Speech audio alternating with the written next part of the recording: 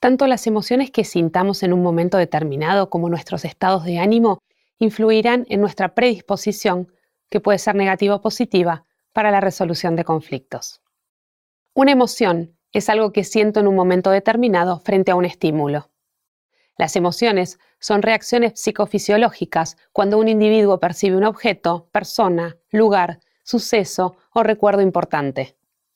Las emociones nos impulsan hacia ciertas personas, objetos, acciones, ideas y nos alejan de otros. Las emociones básicas son la sorpresa, el asco, la tristeza, la ira, el miedo, la alegría o felicidad.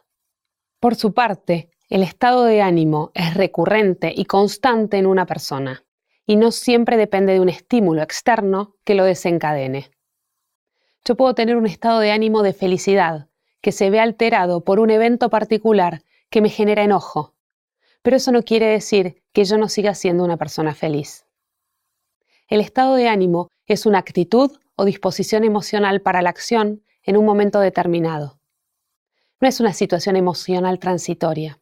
Es un estado, una forma de permanecer, de estar, cuya duración es prolongada e impacta sobre el resto del mundo psíquico. Se diferencia de las emociones en que es menos específico, menos intenso, más duradero y menos dado a ser activado por un determinado estímulo o evento. Se suele hablar de buen y de mal estado de ánimo, activado o deprimido. Un estado de ánimo puede durar horas o días. Cuando se mantiene en el tiempo, o es el que predomina, se habla entonces de humor dominante o estado fundamental de ánimo. Los estados de ánimo surgen como respuesta a nuestros intercambios o relacionamientos con el entorno. Con quién nos relacionamos durante el día, qué temas tratamos. Y pueden estar influidos por otras variables como el clima, el momento del año, la alimentación, nuestro estado de salud, si dormimos o no, si tenemos energía o no, si tenemos sueño o no, la hora del día. Si bien las emociones y los estados de ánimo nos pueden predisponer hacia personas, acciones, ideas y nos alejan de otras, la buena noticia es que con inteligencia emocional podemos modelar y manejar nuestras emociones, tomar el control e intentar conocerlas de los demás para poder interactuar con ellos de la mejor manera posible. Por ejemplo, si una situación nos da miedo y eso impide que nos sentemos en una mesa a negociar frente a un conflicto, a través de la inteligencia emocional podremos empezar a trabajar en las causas que originan ese miedo, a poder controlarnos, a intentar dejar de sentir miedo, o por lo menos controlarlo, para finalmente poder avanzar y sentarnos a negociar con la otra parte. Meyer, padre de la inteligencia emocional, dice que con inteligencia emocional podemos conocer las propias emociones, autocontrolar nuestras emociones, automotivarnos, reconocer las emociones de los demás, controlar las relaciones.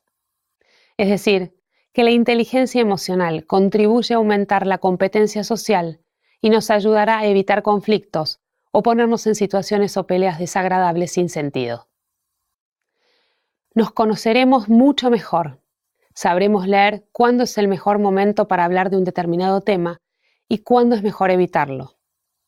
Cuando alguien necesita un gesto de cariño o de apoyo, para poder relacionarnos cada vez mejor con los otros mediante la empatía y el control emocional. Podremos trabajar también en aquellas situaciones emocionales que nos pueden dar indicio de la aparición de conflictos.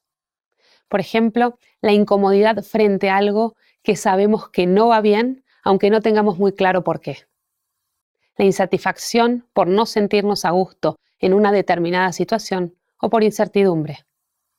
Cuando sentimos tensión por actitudes negativas de las partes o porque se hacen prejuicios o presunciones sobre todo el comportamiento de la otra persona. Cuando nos sentimos en crisis y entonces actuamos en forma unilateral y empiezan a aflorar los insultos, la violencia, las peleas. Luego será fundamental detectar las emociones o los estados emocionales que nos predisponen a resolver conflictos de la mejor manera. Cuando estén en una mesa de negociación resolviendo un conflicto, analiza qué es lo que te motivó a llegar ahí y por qué.